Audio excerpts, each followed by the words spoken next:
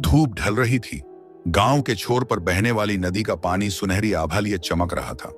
हवा में ठंडक थी और खेतों से आती मिट्टी की खुशबू किसी पुराने गीत सी आत्मा को सुकून दे रही थी।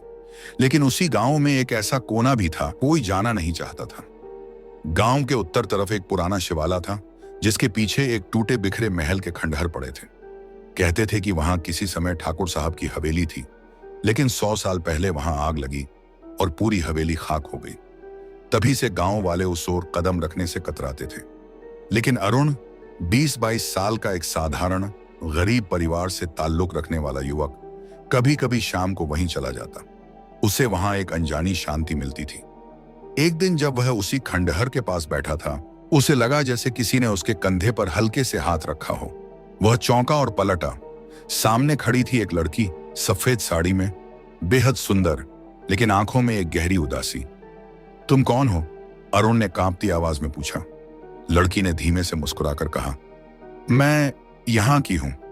अरुण ने गौर से देखा। उसका चेहरा किसी अप्सरा जैसा चमक रहा था, लेकिन उसके पैर जमीन को छू ही नहीं रहे थे। अरुण का दिल जोर से धड़क उठा। वही लड़की बोली, डरो मत, मैं तुम्हें कोई नुकसान नहीं पहुंचाऊंगी। अरुण ने साहस करके पूछा, तो क्या तुम इंसान नहीं हो? लड़की की आंखें भर आईं। नहीं, मैं इस गांव की परछाई हूं। बहुत समय पहले मुझे धोखे से मौत दी गई थी, तब से मेरी आत्मा यहां बंधी हुई है। अरुण सन्न रह गया। उसके पूरे शरीर में सिहरन दौड़ गई, लेकिन जाने क्यों डर की जगह उसके भीतर एक अजीब सा खिंचाव पैदा हुआ। लड़की ने अपना नाम बताया, अनामिका। उस रात के बाद से अरुण रोज उसी खंडहर की ओर जाने लगा। पहले डरता था, लेकिन धीरे धीरे उसके दिल में अनामिका के लिए प्यार पनपने लगा। अनामिका भी उसके साथ बैठकर बातें करती। वह उसे अपने अतीत की कहानियां सुनाती, कैसे उसे हवेली में जिंदा जला दिया गया था, कैसे उसके अरमान अधूरे रह गए। अरुण की आंखों में आंसू आ जाते और धीरे धीरे यह एक इंसान और भूतनी का प्रेम बन गया। कुछ हफ्तों बाद अचानक अरुण को शहर में नौकरी मिल गई। परिवार बहुत खुश हुआ।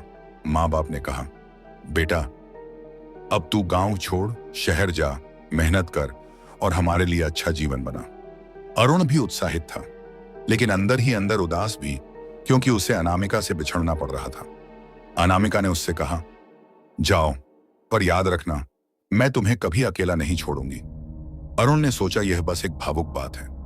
वह शहर चला गया, नई नौकरी ज्वाइन की। पहला दिन बहुत थका देने वाला था। रात को जब वह अपने रूम में सोया तो नींद गहरी लगी, लेकिन जब आंख खुली तो उसने खुद को अपने गांव के घर में पाया। वह हक्का बक्का रह गया। कैसे? वह तो कल रात शहर में सोया था। मां गुस्से से बोली, तू फिर यहां आ गया? नौकरी छोड़ दी क्या? अरुण हैरान था। नहीं मां, मैं तो शहर में था, पता नहीं मैं यहां कैसे आ गया। पिता ने डांटते हुए कहा, बेवकूफ मत बनाओ, अगर नौकरी नहीं करनी तो साफ कह दो। अरुण के पास कोई जवाब नहीं था। अगली रात उसने फिर शहर में सोकर देखा, लेकिन वही हुआ। सुबह उठते ही वह गांव में था। दिन पर दिन यह सिलसिला चलता रहा। वह शहर में सोता, लेकिन सुबह गांव में जागता। परिवार नाराज होता, गांव वाले उसका मजाक उड़ाते और अरुण खुद भी पागल होने लगा। एक दिन उसने अनामिका से पूछा, यह सब क्या हो रहा है? मैं शहर में सोता हूं और गांव में जाग जाता हूं, यह कैसे मुमकिन है? अनामिका ने धीमे स्वर में कहा, क्योंकि मैं तुम्हें अपने से दूर जाने ही नहीं देती। जब तुम सोते हो मैं तुम्हारी आत्मा को खींचकर अपने पास ले आती हूं। तुम्हारा शरीर शहर में होता है, लेकिन तुम्हारी चेतना मेरे गांव में। अरुण का चेहरा पीला पड़ गया। मतलब मैं कैद हूं? अनामिका मुस्कुरा दी। नहीं, यह प्यार है। लेकिन अरुण के लिए यह प्यार अब डर में बदलने लगा था। उसने गांव के पंडित से जाकर सारी बात बताई। पंडित ने माथे पर हाथ रख लिया। बेटा, तू बड़ी मुसीबत में फंस गया है। यह आत्मा तुझसे मोह कर बैठी है, वह तुझे कभी जाने नहीं देगी। अरुण घबरा गया। तो क्या मैं बच नहीं सकता? पंडित ने गंभीर स्वर में कहा, केवल एक उपाय है, या तो तू उस आत्मा का बंधन तोड़ दे या फिर हमेशा के लिए उसी का हो जा। अरुण ने कांपते हुए पूछा, बंधन कैसे तोड़ा जा सकता है?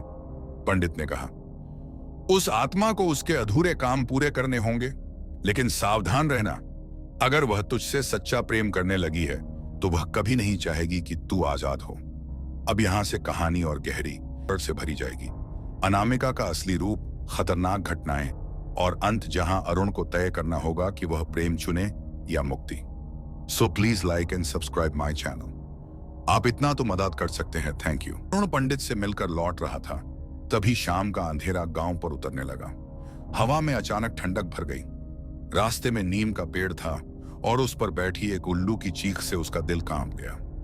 जैसे ही वह अपने घर पहुंचा, दरवाजे पर अनामिका खड़ी थी। उसकी आंखें लाल हो रही थीं और चेहरा पहले से ज्यादा उदास लग रहा था। तुम पंडित के पास गए थे? उसने बहुत धीमी लेकिन गूंजती हुई आवाज में पूछा। अरुण का दिल धक धक करने लगा। हाँ, मुझे जानना था कि मेरे साथ ये सब क्यों हो रहा है। अनामिका के चेहरे पर एक ठंडी मुस्कान उभरी। तो उन्होंने कहा होगा कि मैं तुझसे मोह कर बैठी हूं। अरुण चुप रहा। अनामिका अचानक उसके बहुत पास आ गई। उसका चेहरा अब और भी डरावना लगने लगा। होंठ नीले, बाल हवा में बिखरे और उसके शरीर से मिट्टी और जलने की गंध आ रही थी। तुम मुझे छोड़ना चाहते हो अरुण? उसकी आवाज फुसफुसाहट थी, लेकिन उसमें गुस्सा छिपा था। अरुण कांप गया। नहीं, मैं समझना चाहता था। अनामिका की आंखों से आंसू गिरने लगे, लेकिन आंसुओं में खून था। मैंने जिंदगी में धोखा खाया, अब मरने के बाद भी मुझे धोखा दोगे? अरुण चीख उठा और भागकर अपने घर में बंद हो गया। लेकिन उस रात उसे फिर वही हुआ। शहर में सोया और सुबह गांव में जागा। अगले दिन पंडित ने अरुण को बुलाया। बेटा, यह आत्मा तेरे साथ प्यार का बंधन बना चुकी है, लेकिन अगर तू उसके अतीत को पूरा कर दे तो शायद वह मुक्त हो जाए। अरुण ने पूछा, उसका अतीत? पंडित ने कहा, 100 साल पहले ठाकुर की हवेली में उसे जला दिया गया था। कारण था, वह ठाकुर के नौकर से प्यार करती थी। ठाकुर को यह मंजूर नहीं था। उसने दोनों को रंगे हाथ पकड़ लिया और नौकर को मार डाला। अनामिका को हवेली में कैद कर जला दिया। तब से उसकी आत्मा वहीं भटक रही है। अरुण की रूह कांप गई।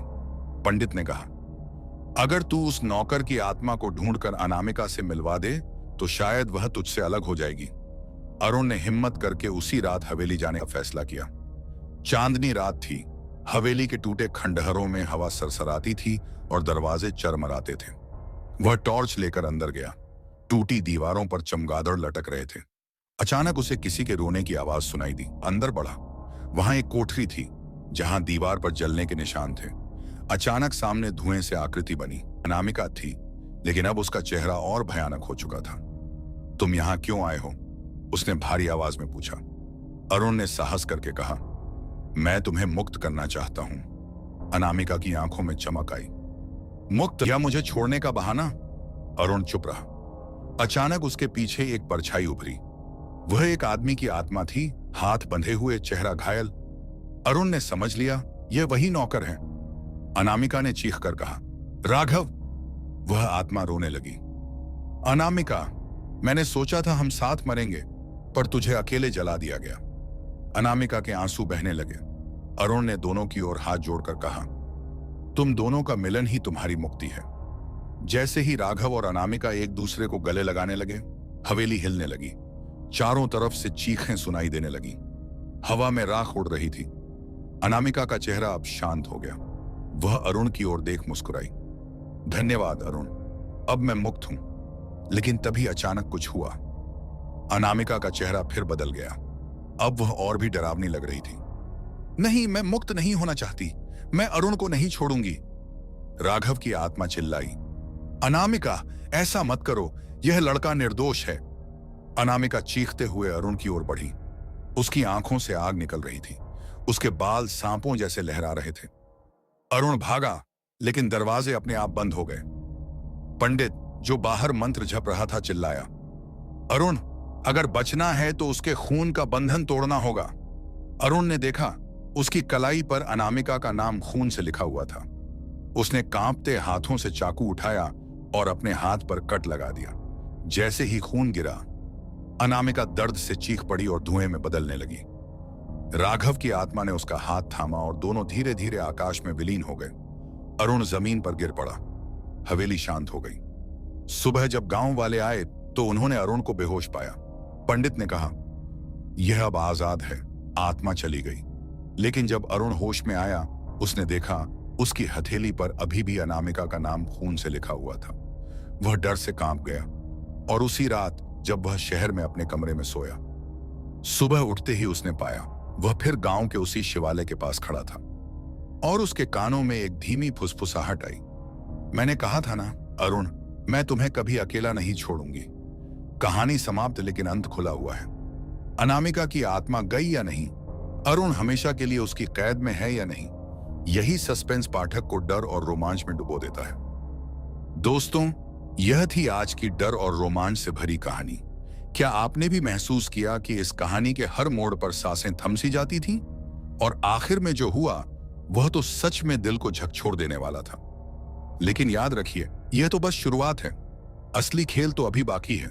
जिस राज का पर्दाफाश हुआ है उसके पीछे और भी गहरी सच्चाई छुपी है और वो सच्चाई आपके होश उड़ा देगी। और हाँ, अगर आपको यह कहानी पसंद आई और आप चाहते हैं कि अगले भाग में और भी ज्यादा हॉरर, रोमांस एंड सस्पेंस के साथ मैं आपके सामने आऊं, प्लीज इस वीडियो को लाइक कीजिए, चैनल को सब्सक्राइब कीजिए और नोटिफिकेशन बेल को दबाइए ताकि जब अगला धमाकेदार एपिसोड आए तो सबसे पहले आपको मिले। आपके लाइक और सपोर्ट से ही हमें मोटिवेशन मिलता है नई नई डरावनी और रोमांचक कहानियां बनाने का। तो जुड़े रहिए हमारे साथ, क्योंकि आगे जो आएगा वह आपके दिल की धड़कनें तेज कर देगा और आंखों में प्यार भी भर देगा।